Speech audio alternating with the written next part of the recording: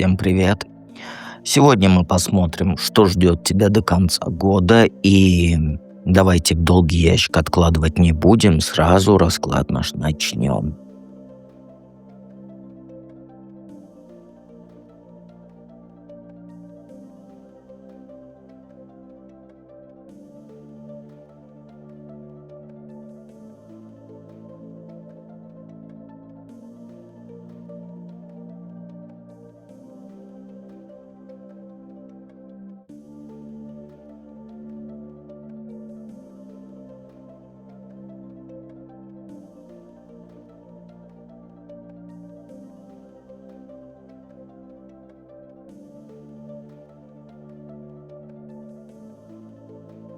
Итак, единички.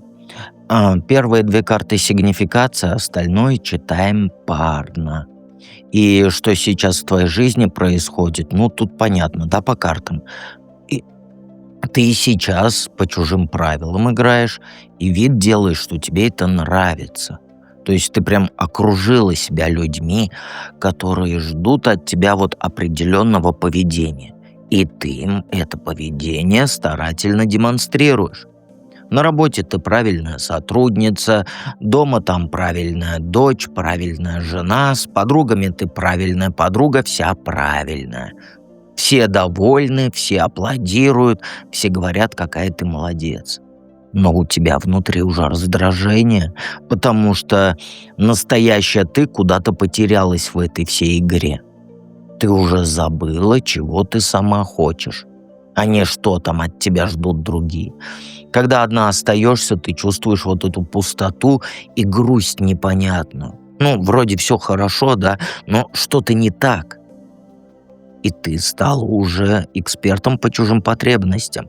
Тебе даже медаль можно такой «эксперт по чужим потребностям». Ты прекрасно знаешь, кого как успокоить, кому что сказать, как себя вести, там, чтобы никого не расстроить. Но когда дело доходит до твоих собственных желаний, ты теряешься. Ты уже даже и не помнишь, что реально тебе нравится. Что нравится, а что ты для других делаешь. Потому что у тебя вот эта твоя любимая так принято, так положено. И вот вся у тебя жизнь такая. И сейчас ты живешь в режиме одобрения. Каждое решение ты принимаешь с оглядкой на то, что там люди другие скажут. Нахрен бы они тебе упали. Ты выбираешь не то, что хочется, а то, что выглядит правильным. И все вокруг хвалят тебя, аплодисменты, а ты всех боишься разочаровать. Но при этом ты разочаровываешь саму себя, причем каждый день. Ты не своей жизнью живешь. Ты роль играешь, которую для тебя другие написали. Какое, со- какое событие перевернет твою реальность? Ну тут знаешь, готовься к тому, что кто-то из твоего окружения покажет свое лицо настоящее. Это будет как пощечина. Человек, которому ты доверяла, на которого ты равнялась, для которой там, которая тебя была, там, как сказать, образцом порядочности, она окажется не тем, за кого себя выдавала. Это или коллега, который всегда поддерживал тебя на работе, или подруга, с которой ты секретами делишься. Ты узнаешь такое, что полностью поменяет твое представление об этом человеке. Это будет не мелкая ложь, нет, это будет что-то такое серьезное, что покажет тебе, насколько сильно ты в людях ошибалась. И это станет для тебя холодным душем, который окончательно тебя разбудит. Но самое интересное не в том, что вот этот человек оказался не таким, а в том, как ты на это отреагируешь. Вот вместо того, чтобы впасть в депрессию, апатию, начать всех подозревать, у тебя включится вот эта вот трезвость в голове. Ты поймешь, что ты слишком долго жила в розовых очках, пытаясь видеть в людях только хорошее. И вот это откровение, оно станет поворотной точкой. Ты перестанешь идеализировать окружающих тебя людей. Ты начнешь на них реально смотреть. И перестанешь, конечно же, подстраиваться под вот эти чужие ожидания. Потому что ты поймешь, что многие из этих людей вообще не заслуживают твоих стараний, понимаешь? Что это событие принесет в твою судьбу? Ну, знаешь, это событие из тебя лидера сделает. Но не такого, которым ты была якобы раньше. Нет, ты была хорошей девочкой, которая старается всем угодить. Не надо мне говорить, что ты там лидером была и так далее.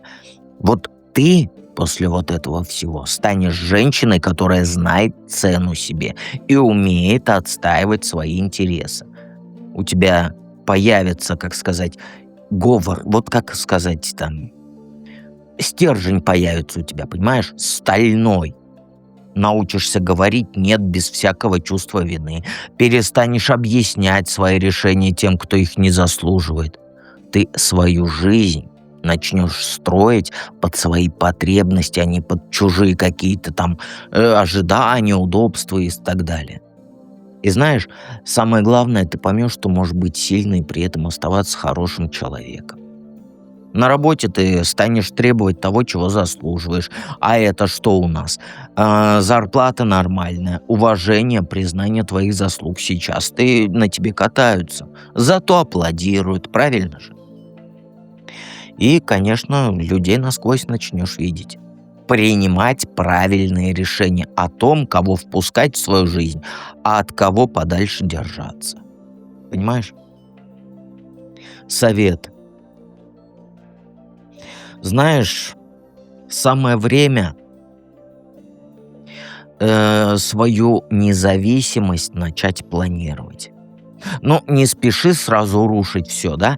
Твоя задача постепенно перестроить жизнь так, чтобы ты меньше зависела от людей, которые тебя разочаруют.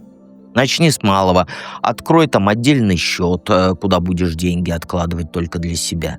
Веди себя тихо, но методично отстраивай свои позиции. Понимаешь? Не объявляй сразу всем войну. Нет. Устраивай, как сказать, потихонечку все. Просто молча начинай жить по-другому. Меньше про свои планы рассказывай, больше делай, меньше спрашивай разрешения, больше принимай самостоятельных решений. Научись ждать и наблюдать. Не все изменения будут происходить быстро. Иногда, знаешь, лучше вот подходящего момента подождать, чем вот сгоряча действовать. Поэтому развивай терпение и мышление. Понимаешь свое? Думай, то есть, на несколько ходов вперед. И еще перестань торопиться всем помогать и всех спасать, потому что ты помогатор-спасатель. Пусть люди сами разбираются со своими проблемами. Твоя энергия и твое время, они слишком ценны, чтобы тратить их на тех, кому это нахрен не упало. Научись различать, кто действительно в поддержке нуждает, а кто просто пользуется твоей добротой, чтобы ты пожалела, потому что она там в жертве сидит, например. Запомни это все. Давайте перейдем ко второму варианту.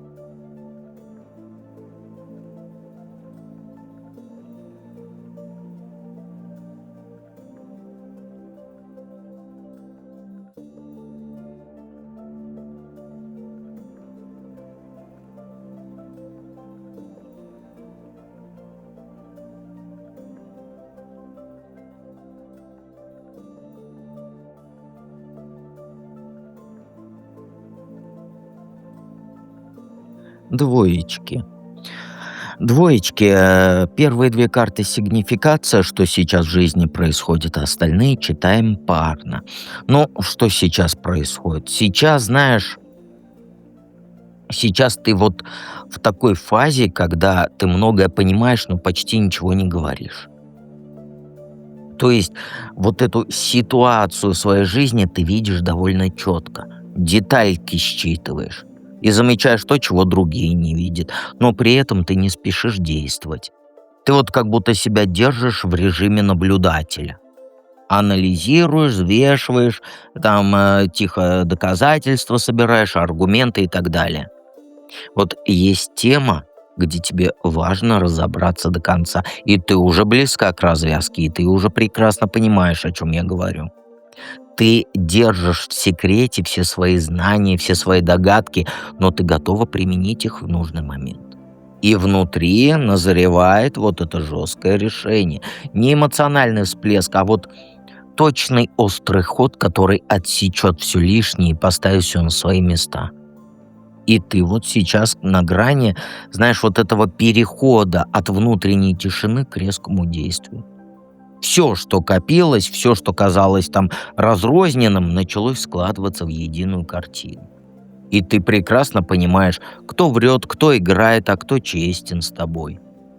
И когда момент придет, ты не станешь устраивать вот этих длинных, нудных разговоров. Просто пойдешь и сделаешь то, что нужно. До конца года ты уже не будешь вот этой, как сказать, удобной версии себя. Сейчас, вот в данный момент, ты закладываешь фундамент для вот этого решающего шага. Ты какое событие перевернет твою реальность? Ну, знаешь, тебе придется инициативу проявить и в свои руки все взять, действовать быстро, без лишних раздумий. Не обсуждать, не договариваться, а принять решение, которое изменит всю расстановку сил. Причем это не будет спонтанная глупость, это будет просчитанный ход. Но активировать его заставит неожиданный толчок, который вовне. То есть кто-то проигнорирует твои интересы, решит действовать за твоей спиной. И именно вот это включит в тебе режим «я сама все сделаю, я сама все решу». Ты увидишь, что дальше тянуть опасно. И опираясь там на свои ресурсы, знания, ты начнешь действовать. Причем ты не просто защитишь свое, ты еще и вытащишь ситуацию туда, где сможешь диктовать свои правила. И это все сломает старую схему, где за тебя многое решали другие. Или где ты там держалась тише воды, ниже травы, чтобы всех устроить. После этого всего ты уже не сможешь играть роль вот это вот, который со стороны наблюдает. Ты зайдешь в прямое управление своей жизнью и проявишь в полной мере свои мозги. Что это событие принесет в твою судьбу? Ну знаешь, ты впервые за долгое время почувствуешь, что полностью управляешь своей жизнью. Не на словах, не в планах, в реальности по-настоящему.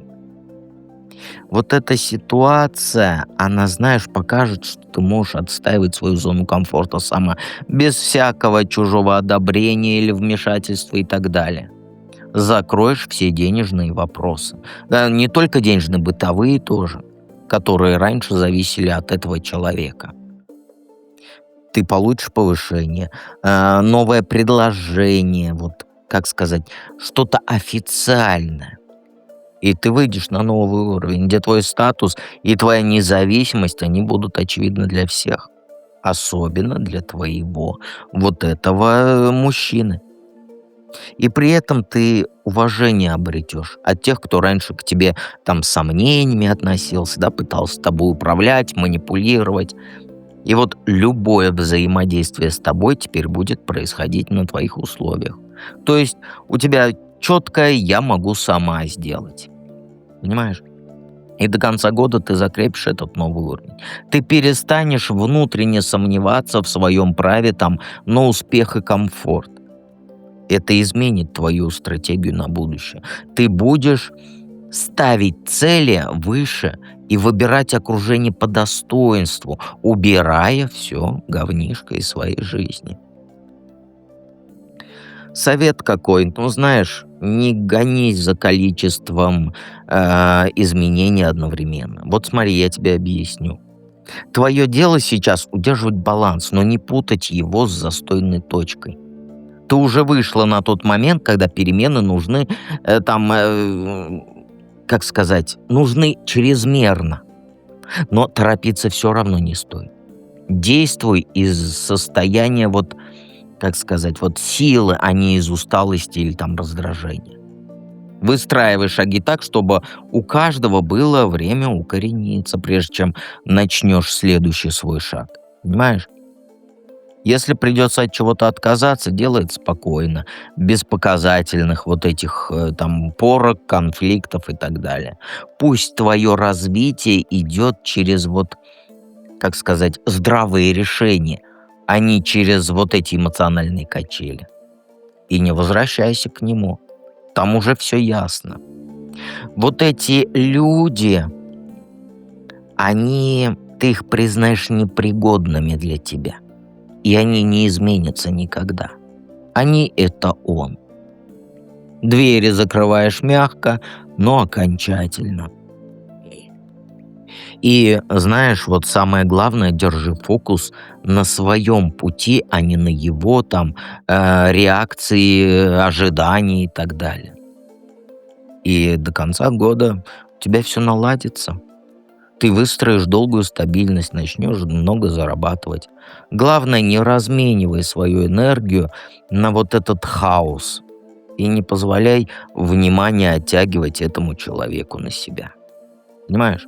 Ты сейчас на подъеме, и твоя задача дойти до конца года с четкой позицией, чтобы в январе уже, как говорится, начинать новую жизнь. Понимаешь? Все ты понимаешь. Давайте перейдем к третьему варианту.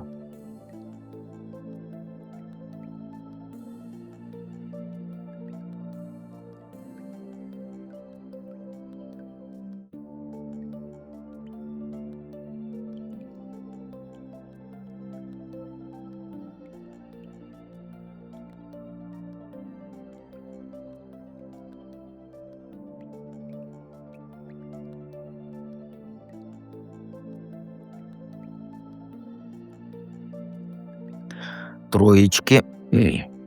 Троечкам даже, наверное, трактовать-то не нужно. Первые две карты — сигнификация, а тут тройка мечей, да, отшельник. Вот как трактовать, да? Получила удар в сердце и в отшельника залезла. То есть ты сейчас как раненый зверь в своей норе.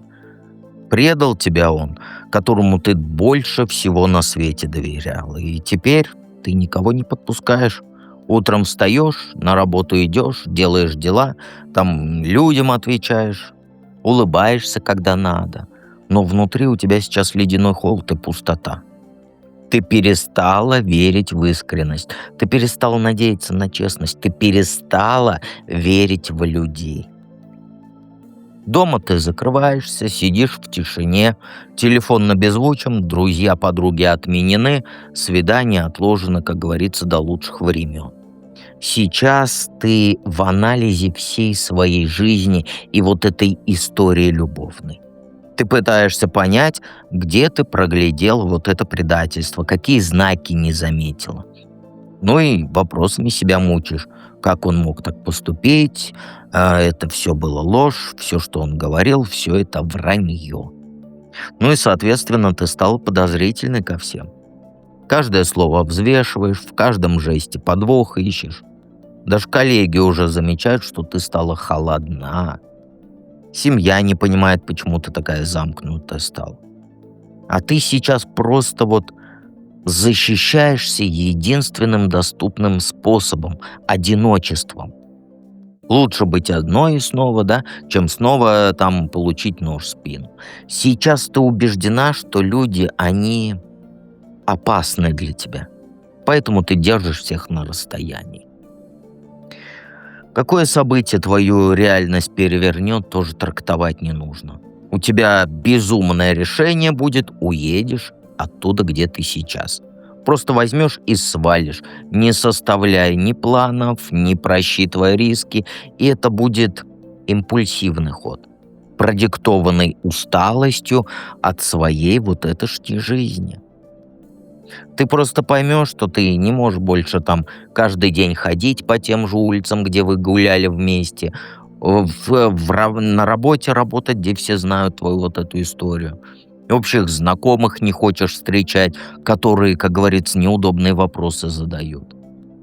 И знаешь, тут, скорее всего, тебе предложат работу в другом городе. Ну или ты сама найдешь вакансию, которая тебе покажется вот этим выходом из этого тупика. И ты согласишься, не раздумывая. Родные против будут, подруги отговаривать, но ты уже приняла решение. Даже вот когда я тебе сейчас это все говорю, у тебя это есть в голове. Просто купишь билет, соберешь чемодан и уедешь, оставив за спиной всю вот эту боль, все разочарование, которое тебя до сегодняшнего дня преследовало. И это будет твоя ставка на удачу. Потому что ты не знаешь, что тебя ждет, но знаешь, но ты точно знаешь, что здесь оставаться нельзя. Новый город, возможно, новая страна, новые люди, новые возможности — это шанс начать с чистого листа. И ты надеешься, что смена обстановки, оно поможет забыть вот это прошлое и вкус к жизни почувствовать. Что это принесет в твою судьбу? Ну, знаешь, это тебе все даст то, что ты давно потеряла. То есть это энтузиазм и желание что-то создавать. В новом месте ты поймешь, что у тебя есть силы, у тебя талантов до хрена, которые ты забыла во время вот этой депрессии. Появится идея, которая тебя по-настоящему увлечет. И работать над ним начнешь, над вот этой идеей. И это, знаешь, это новая профессиональная сфера. Какое-то вот, знаешь, как будто собственное какое-то небольшое дело или творческий проект, или вот где ты одна. Ну, работаешь, я имею в виду. Понимаешь? И от тебя будет полная отдача, как говорится, с головой. И в эту работу ты уйдешь прям полностью с головой. Будешь совершенствоваться, изучать каждую мелочь, доводить до совершенства каждую детальку. То есть твоя одержимость новым делом — это и будет лекарством от вот этой душевной боли. И люди будут видеть твой вот этот профессионализм и преданность работе. Ты будешь экспертом в своей области. Понимаешь? Все будут к тебе обращаться. И самое главное, вот эта работа, она вернет тебе уверенность в себе. Ты поймешь, что способна на многое, что можешь достигать целей собственными силами, что ты не нуждаешься ни в чем там одобрении, тем более там в каком-то там мужике. Совет. Не жалей денег на этот переезд. А что тут трактовать-то? Сейчас финансы тебя не радуют, это да. То есть ты потратишься на билеты, на съем жилья, на покупку необходимых вещей. Но это инвестиция в твое будущее, а не бездумная трата. Каждая копеечка, каждый рубль, каждый там доллар или какие там у вас валюты, он вложен будет в новую жизнь и вернется тебе сторицей, понимаешь? И когда окажешься на новом месте, не экономь на том, что может принести тебе доход. Если нужны курсы там для повышения квалификации, например, иди обязательно. Если требуются инструменты для работы, покупай. Если есть шанс попасть там на важное мероприятие какое-то, не сиди ты дома в серости, езжай. Знаешь, сейчас не время, так сказать, отказываться от таких идей. Сейчас время вкладывать в себя. И знаешь, твоя вот нынешняя бедность, она временная. Она связана с тем кризисом, который ты переживаешь, а не с твоими реальными способностями зарабатывать. Как только ты выберешься из этой эмоциональной ямы, из этого эмоционального болота и делом займешься, то деньги потекут к тебе сами. Но для этого нужно сделать первый шаг. Решиться на перемены. Даже если ты не собираешь уезжать, у тебя в любом случае новое начинание, новый проект, новый твой личный бизнес. И знаешь, если ты переезжаешь, важный момент: в новом городе у тебя будет шанс стать богатой не только деньгами, но и новым опытом. Не упускай возможности, никакие не упускай. Даже самые для тебя, если будут казаться там самые незначительные. Говори «да» интересным предложениям. Даже если они кажутся тебе вот «а ничего мне не принесет». Лучше попробовать, чем потом жалеть то, что не попробовала. Твоя жизнь, она уже разрушена предательством. Хуже не будет. А вот лучше очень даже может быть. И знаешь, вот всегда помни, что дед всегда рядом.